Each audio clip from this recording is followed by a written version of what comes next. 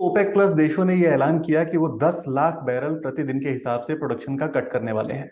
ये उम्मीद किसी को थी नहीं। पूरी दुनिया में इसको देखकर, इस खबर को देखकर काफी हैरानी हुई लोगों को। क्रूड की कीमतों में भी काफी तेजी देखने को मिली। लेकिन आखिर ये कटौती क्यों करनी पड़ी? अचानक ऑफिशियल मीटिंग के पहले ऐसा ऐलान क्यों किया गया? इसका क्या इम्पैक्ट होगा? ये सारी चीजें समझनी बहुत जरूरी हैं। तो सबसे अच्छी बात है कि तेल का मामला है, सीधे दुबई चलते हैं। दुबई से हमारे साथ हैं इस वक्त एमिरेट्स एनबीडी बैंक के प्राइवेट बैंकिंग के डायरेक्टर धर्मेश भाटिया जी। धर्मेश सर, आपका बहुत स्वागत है बीक्यू प्राइम हिंदी पर। Thank you. बताइए सर। सर, पहला सवाल तो यही कि ये ऑफिशियल मीटिंग के जस्ट पहले, मीटिंग का भी वेट नहीं किया ओपेक प्लस देशों ने, उसके पहले ये प्रोडक्शन कट अचानक से क्यों करना पड़ा? इसकी क्या वजह देख रहे हैं आप? देखिए, अगर आप कच्चे तेल की जो वॉलेटिलिटी और मूवमेंट देखें तो प्राइस में जो जो बढ़त और जो घटाव कंटिन्यूस मार्केट में देखने मिल रहा था। बट अगर आप लास्ट 3 महीने का डेटा देखें, ठंडी के बाद के जो जो महीने हैं, जनवरी फरवरी मार्च, अगर आप इसमें देखें तो कंटिन्यूसली मार्केट में प्रेशर था और प्राइस ऑलमोस्ट $65 तक पहुंच गई थी। देखिए, ओपेक हमेशा चाहता है कि प्राइस $70-80 के ऊपर टिका रहे, सो दैट कि उनकी कंट्री काफी खुश रहे। मैं दुबई में रहता हूँ, मैं भी ओपेक कंट्री में हूँ। ये देश, हर देश में जो ओपेक कंट्री है वो चाहते हैं कि प्राइस स्टेबल रहे और हायर लेवल पे रहे। और नॉन ओपेक कंट्री अगर आप देखें तो यूएस है, नॉन ओपेक कंट्री में आता है, जो हमेशा अपने प्रोडक्शन को सस्टेनेबिलिटी प्राइस में लेना चाहता है और प्राइस को दबान देते हैं। तो ये जो जुगलबंदी है जिंदगी भर रहने वाली है ओपेक और नॉन ओपेक के बीच में। रही कंजम्पशन की बात, अगर देखिए जो हाईएस्ट कंजम्पशन है ये डेवलपिंग कंट्री के लिए काफी ये मेजर प्राइस इंटैक्ट टेक होता है। अगर आप इंडिया की बात करें तो इंडिया में जो ट्रेड डेफिसिट है उसमें 3 पार्ट में डिवाइड हुआ है। जो उसका योगदान देता है, सबसे ज्यादा है कच्चा तेल, दूसरा है सोना और तीसरा है इलेक्ट्रॉनिक्स। तो आप कहीं ना कहीं तो सोने को इंडिया कर्व कर रही है, गवर्नमेंट चाहती है कि सोने को प्रेशर करे और जो कंजम्पशन है वो कम करे, सो दैट की आयात कम हो और डॉलर बाहर कम जाए। बट कच्चे तेल की तो आयात जरूरी है। तो प्राइस अगर $65 पे टिका हुआ था तो स्पेशली इंडिया और चाइना के लिए तो काफी अच्छा प्राइस था, और यहाँ पे इकोनॉमी काफी स्टेबल होगी, इन्फ्लेशन कम होगा। बट ओपेक ने ये जो निर्णय लिया है सो दैट कि उनकी कंट्री भी थोड़ी स्टेबल आ जाए, क्योंकि प्राइस अगर आप देखिए तो 80 से ऑलमोस्ट $65 पहुंच गया था, क्योंकि कंजम्पशन कम था। वॉर की जो स्थिति थी वो धीरे धीरे धीरे कम होते जा रही है, इसकी जो क्वांटम थी, जो थ्रेट था, ऑलमोस्ट एक साल बाद प्राइस में सस्टेनेबल नहीं था और प्राइस इतनी गिरावट में आ चुका है। अगर आप लास्ट एक साल का डेटा लेके ले, वॉर के टाइम 140 की जो कमोडिटी थी वो 60 पे आ गई थी। तो आप एज्यूम करें कि ओपेक कंट्री को कितना बड़ा बड़ा डेंट आया रहेगा उनके इनकम पे।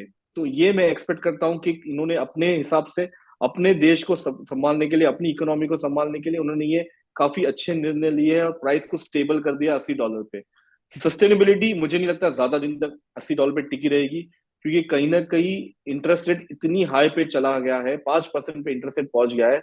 तो कंजम्पशन काफी कम होता है ये लेवल पे, इंडस्ट्री का डिमांड कम होगा, क्योंकि इंडस्ट्री की ग्रोथ भी चाहिए कि ग्रोथ मार्केट में सस्टेनेबल हो।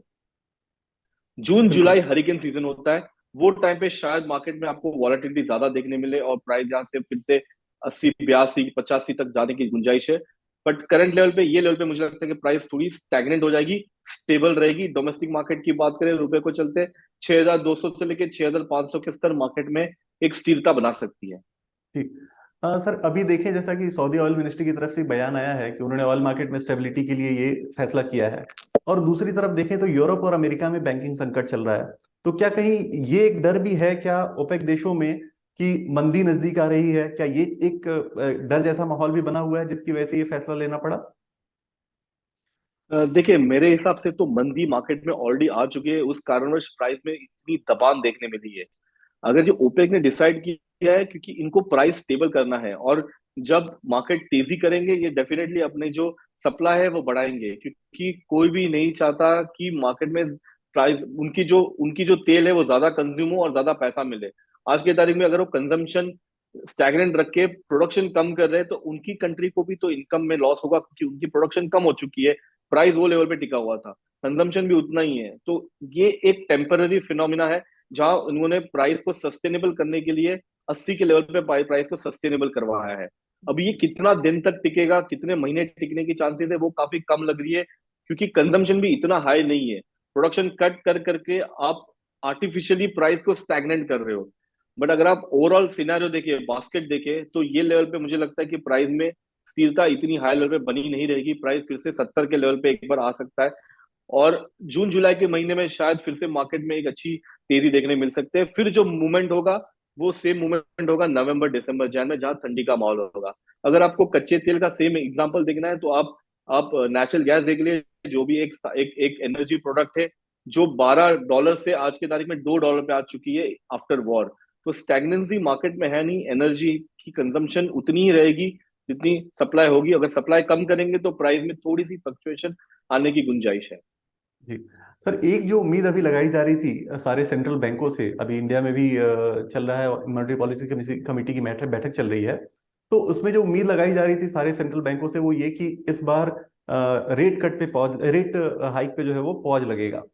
तो अब चूंकि ओपेक ने जो है प्रोडक्शन कट कर दिया है, तो ऐसे में क्या अब बैंकों के लिए महंगाई को काबू करने के लिए ये अब रेट को रोकना या फिर रेट कट करना तो मुश्किल हो जाएगा?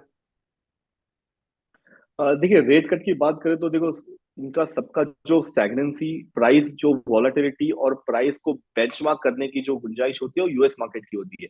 तो यूएस में अगर आप देखिए तो 10 ईयर ट्रेजरी यील्ड से लेके आप 3 साल का ट्रेजरी यील्ड देखिए, तो एंटीसिपेशन है कि 25 बेसिस पॉइंट और बढ़ने की गुंजाइश है, जो नेक्स्ट क्वार्टर यानी मई जून में होगा। उसके बाद में वो शायद न बढ़ाए। अगर आप होलास्टिकली देखें तो आगे के 3 महीने या मैक्सिमम 6 महीने इंटरेस्ट रेट ऊपर चल रहा है, बट पिछले महीने यानी 12 महीने से लेकर 24 महीने का इंटरेस्ट रेट पीछे चल रहा है। सो सारे दिग्गज, सारे पंडित ये एज्यूम कर रहे हैं कि मार्केट में बेली कर्व आने शुरू हो गई है, और जो प्राइस का जो एक मूवमेंट है, जो धार है, वो नीचे की तरफ आगे जाके बढ़ने वाला है। तो ये मार्केट के सिनारियो है, मार्केट ने ऑलरेडी एंटिसिपेट किया हुआ है। रही सेंट्रल बैंक की बात, तो सेंट्रल बैंक डेफिनेटली चाहेगी कि प्राइस में स्टैग्नेंसी आ जाए, specially on a inflation. Inflation को कर्व करने के लिए इंटरेस्ट रेट बढ़ा रहे।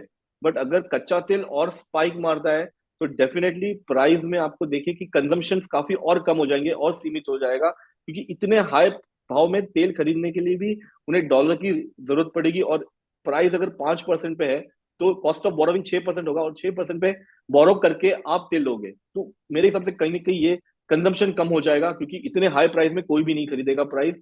तो आप एज्यूम करिए कि 1 महीना और 3 महीने मैक्सिमम इंटरेस्ट रेट बढ़ेगा, उसके बाद में बेली कर्व स्टार्ट हो जाएगा, बट कंजम्पशन आगे जाके और कम होने वाला है। जी सर, जो ग्लोबल ऑयल पॉलिटिक्स होती है, जो अभी अगर देखें तो रशिया, अमेरिका और सऊदी के बीच जो ग्लोबल ऑयल पॉलिटिक्स है, इस कदम के बाद, इस फैसले के बाद वो आप कैसे शेप होता हुआ दिख रहे हैं, उसमें कैसी प्लानिंग होगी? देखिए, ओपेक और नॉन ओपेक की जुगलबंदी सालों से देखे आ रहे हैं, एक बढ़ाता है, एक घटाता है, एक स्टैग्नेंट करता है। तो ये तो जिंदगी भर मैं एज्यूम करता हूँ कि ये रहने वाली है। जब तक तेल रहेगा तब तक ये रहेगा। अभी रही कच्चे तेल की बात, अगर कच्चे तेल में जो छलांग लगाई है, इसमें दोनों ओपेक और नॉन ओपेक दोनों को फायदा है, क्योंकि सप्लाई तो होने वाला है, ओपेक तो सप्लाई कर ही रहा है। नॉन ओपेक जो जिन्होंने अब तक अपनी सप्लाई कम नहीं की है उन्हें भी फायदा है, क्योंकि प्राइस इतना ऊपर आ चुका है। जो नॉन ओपेक है वो यूएस कैटेगरी में आता है, अपने शेल प्रोडक्शन दे रहा है, तो उन्हें भी काफी फायदा है। तो इस कन्वर्स डॉलर भी स्ट्रांग होगा, और जब डॉलर स्ट्रांग होगा तो सारे कमोडिटी फिर से एक डाउन ट्रेंड में आ सकती है, क्योंकि इतने हाई लेवल पे तेल भी बढ़ रहा है, डॉलर का प्राइस भी बढ़ रहा है। तो कंजम्पशन कम करो, हर देश अपनी कंजम्पशन कम करने के फिराक में आ जाएंगे, फिर से प्राइस लुढ़क जाएगा। तो ये कहीं ना कहीं जुगलबंदी चलने वाली है, बट मैं एज्यूम करता हूँ कि टेम्परली आज न्यूज की वजह से 6% की छलांग लगाई है, ये थोड़ी सी स्टैग्नेंट होगी, बट कूल ऑफ पीरियड जरूर आएगा जून जुलाई के पहले। जी। सो सर, जो कंज्यूमर है, जो इस वक्त जो आपको देख रहा है, आपको सुन रहा है, वो एक सवाल जो जानना चाहता है वो ये कि क्या उसके लिए पेट्रोल डीजल की कीमतें अचानक से बढ़ जाएंगी? ये सवाल उसके मन में है। इसका जवाब आप कैसे देना चाहेंगे कि क्या कीमतें तुरंत बढ़ेंगी या इसका असर जो है वो धीरे धीरे सबड्यूट रहेगा और धीरे धीरे कम होता जाएगा, जैसा आप कह रहे हैं कि कीमतें आगे जाके लुढ़कती जाएंगी और कम होती जाएंगी, जून जुलाई तक कम हो जाएंगी काफी। तो क्या उसकी कीमतें, जो पेट्रोल डीजल की कीमतें, जो कंज्यूमर जो रोज जा रहा है पेट्रोल पंप पर और तेल भरवा रहा है, उसके लिए परेशान होने की जरूरत है? देखिए, अगर आप देखिए इंडिया में भी काफी सालों से डीपेक हो चुका है, जो भी अंतरराष्ट्रीय प्राइस है उस प्राइस के फ्लक्चुएशन पे कच्चे तेल के प्राइस यानी पेट्रोल का प्राइस लिस्ट हो रहा है। इवन हम दुबई में रहते हैं, हमारे यहाँ पे भी हर महीने प्राइस चेंज होता है, डिपेंड्स अपॉन इंटरनेशनल प्राइस क्या है। तो ये तो सारे आखिर दुनिया इसी के फिराक पे रहेगी कि प्राइस फ्लक्चुएट हो रहा है, हो रहा द प्राइस।